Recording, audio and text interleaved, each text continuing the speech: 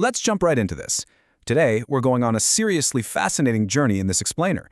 We're looking at a narrative that connects two absolutely brilliant scientific minds, women who literally parted the veil of reality to reveal the unseen building blocks of our universe. We're talking about the incredible leap from mapping the fundamental elements of matter to unlocking the very structural code of living organisms. It's a story packed with immense perseverance, hidden underground laboratories, and of course, groundbreaking discoveries. Okay, let's dive into it. Here's a quick look at our roadmap for today. Unlocking the invisible, Poland's prisoner in chains, the floating university, the periodic puzzle, Franklin and Photo 51, and finally, the blueprints of life. Part 1. Unlocking the invisible. The macro and micro blueprints of reality. Part 2. Poland's prisoner in chains. A childhood under Tsarist rule. And this brilliantly illustrates where our story begins. To truly understand the drive of Marie Curie, who was affectionately known as Mania back then, we have to look at her childhood in 1860s Warsaw. She was living in a Poland completely divided by Tsarist Russia. We're talking about a stark reality of Cossack parades and heavy military suppression right outside her window. Yet inside her home, her parents, who were both educators, created this tight-knit sanctuary. They spent Saturday nights reading classics together, nurturing this profound love for learning. It acted as a powerful counterforce to the deeply oppressive world outside. The emotional toll of this environment was just immense. Look at her own autobiographical notes. Constantly held in suspicion and spied upon. They lost all the joy of life. The authorities actually went as far as banning science labs in schools. Her father had to smuggle his own physics apparatus home just to keep it safe from inspectors. So while this environment of distrust weighed heavily on her, you can see how it also ignited a really fierce intellectual fire. Move it on to Part 3, the floating university, the secret pursuit of knowledge. Because women were strictly banned from attending the University of Warsaw at the time, Mania and her sister Brania had to fight back.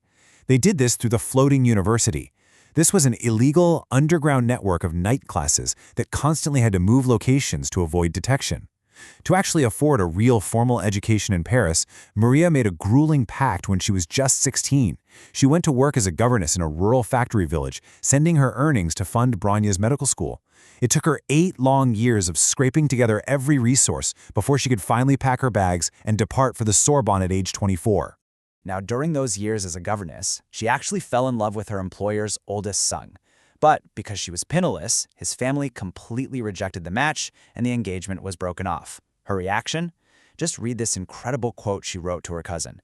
"If men don't want to marry impecunious young girls, let them go to the devil." That statement right there perfectly captures her fierce independence, right? She absolutely refused to let a broken heart or a lack of money derail her unyielding focus on her scientific future. Let's look at Part 4, the periodic puzzle. Organizing the building blocks of matter.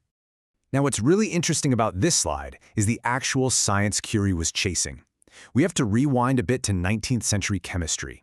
Scientists were desperately trying to figure out how the material world was put together, and they relied heavily on a concept called atomic weight. You see, they didn't know about protons or electrons yet, so comparing an element's weight to hydrogen, which is the lightest element, was pretty much the primary way they could sort and categorize the fundamental pieces of reality.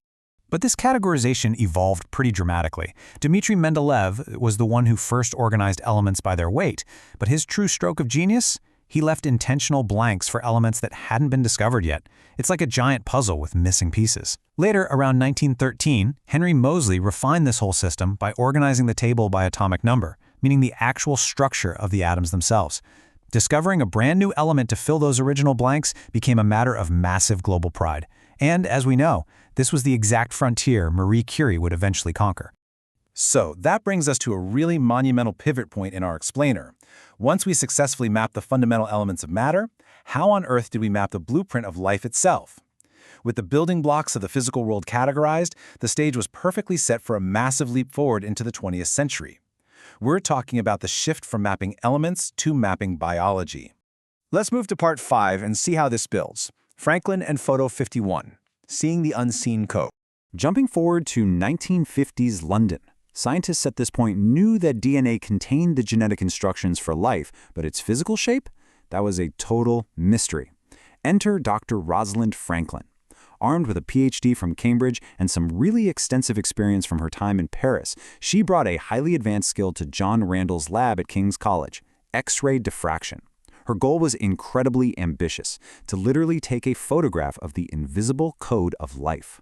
The path to this discovery was rapid and meticulously precise. Let's break it down. First, Franklin discovered that by precisely controlling the water content of the DNA specimens, the molecule existed in two distinct forms. Then, in May 1952, working alongside her PhD student, Ray Gosling, she captured a crystal-clear image of the B form. This is the now legendary Photo 51.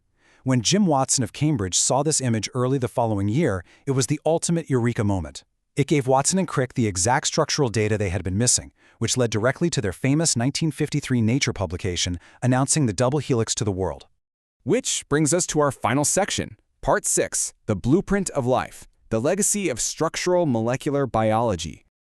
So, the crucial point here is that Rosalind Franklin's experimental precision was the undeniable linchpin that made the Watson and Crick model possible in the first place. Though she tragically died of cancer in 1958 while continuing her pioneering work at Birkbeck College, she had already laid the absolute foundations of structural molecular biology. Her rigorous, brilliant methods cemented her indispensable role in the history of science. From a secret, illegal night school in Warsaw to the cutting-edge laboratories of mid-century London, these stories of unlocking the invisible are just profoundly inspiring. So I want to leave you with his final provocative thought to consider today. If these scientists could unlock the deepest secrets of matter and life under such immense personal and societal constraints, what invisible frontiers are we failing to see today? Thank you so much for exploring this fascinating slice of scientific history with me.